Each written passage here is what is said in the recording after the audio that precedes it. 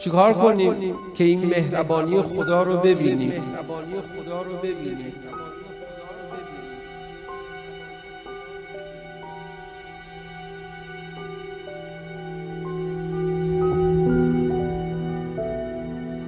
یکی از جوابهای خداوند متعال اینه که محبت من در قرآن کریم، در زبان قرآن برای تو رایگانه.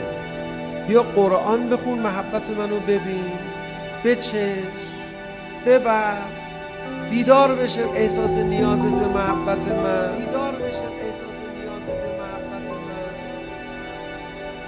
قرآن کسی که زیاد بخونه و درست بخونه این ارتباط رو برقرار میکنه. در این باره من یک روایت برای شما بخونم. بنابر نقل مصباح الشریعه، امام صادق علیه السلام میفرماید فقارئ القرآن محتاج الی ثلاثة اشیاء. 3 کار بکن موقع قرائت قرآن بلکه این اتفاق قشنگ برات بیفته. قلب خاشع، با یه قلبی پر از خشوع بیاد در خانه خدا. یعنی خب شما هنوز عاشق نیستی و عشق خدا رو هم درک نکردی، باشه، با حساب بردن از خدا برو در خونه خدا، یه جوری خودت مؤدبانه برو. میفرماید که و بدن فارغ، و بدنش هم باید فارغ باشه. یعنی چی؟ مثلا دستشویی نداشته باشه، شکمش پر نباشه، زیاد خوابش نیاد، زیاد نمیدونم گشنه نباشه، یه بدنت اذیتت نکنه، جوری تنظیمی الان و موضع خال و یه جای تنها گیر بیاره آدم برای قرآن خوندن. بعد چیکار کنه؟ فاذا خشع لله قلبه فر منه الشیطان الرجیم.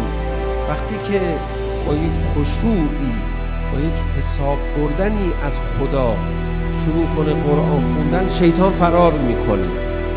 بعد میفرماد فاذا تفرق نفسه من الاسباب، از اسباب اذیت کننده وقتی نفسش رو جدا کرد، تجرد قلبه للقراءه، با دل شروع کرد قرائت کردن.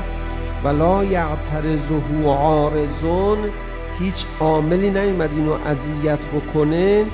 برکت نور القرآن و فوائده، هیچ عاملی نیومد که برکت قرآن و نور قرآن را از این بگیره. فاذا اتخذ مجلسا خالیا، الان بره یه مجلسی، یه گوشه‌ای بشینه، و اعتزل عن الخلق، بره تنها بشه، از مردم کناره بگیره. بعد ان اتی به خصلتین خضوع القلب و فراغ البدن، این دوتایی که گفتیم رو ایجاد کرد. استأنس روحه و سره بالله عز وجل، روح و سرش با قرائت قرآن به خدا انس میگیره.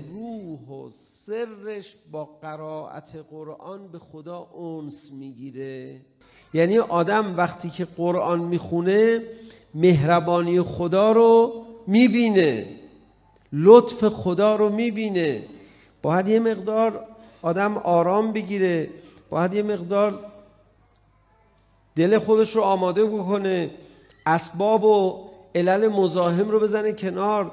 تو ذهنش حرفی اومد، این حرفا رو، حاشیه ها رو بزنه کنار، مشکلات رو بزنه کنار. مشکلات الکی تو زندگی آدم میان، مشکلات فقط بیان تو زندگی آدم ببینن آدم حواس پرت میشه یا نمیشه. بازی اینا جزء بازی دنیاست. هی مشکلات رو یکی یکی میاره، خوشی ها رو میاره، ناخوشی ها رو میاره، ببینه تو حواست پرت میشه یا نه. فقط حواست پرت نشه. هم خوشی ها هم ناخوشی ها فلسفهشون این حواس آدم رو پرت بکنن. بعد لذت میبری از قرائت قرآن.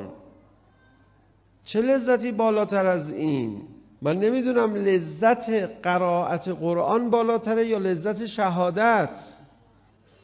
واقعا دقیق فرمود ابا عبدالله الحسین که فلسفه نهضت عاشوراش عزته. من مقابل کسی سر خم نمی کنم. خودش و همه عزیزانش قطعه شدن، اهل بیتش اسارت رفت، من جلوی کسی سر خم نمی کنم. اما روز تاسوعا از دشمن یه تقاضا کرد به خاطر قرآن. صدا زد عباسم برو به دشمن بگو یه روز دیگه به ما مهلت بدن، یعنی یک شب دیگه. به خاطر اینکه عباسم تو که میدونی من به قرآن خوندن چقدر علاقه دارم، یه شب دیگه میخوام قرآن بخونم، یه شب دیگه قرآن بخونم. و واقعا ابا عبدالله الحسین علیه السلام لذت میبره از قرآن خوندن و نیاز داره به این مهربانی خدا و از این مهر خدا نمیتونه دل بکنه به این سادگی. شاید تنها چیزی که آدم بتونه به خاطر شهادت و تأخیر بندازه قرائت قرآنه.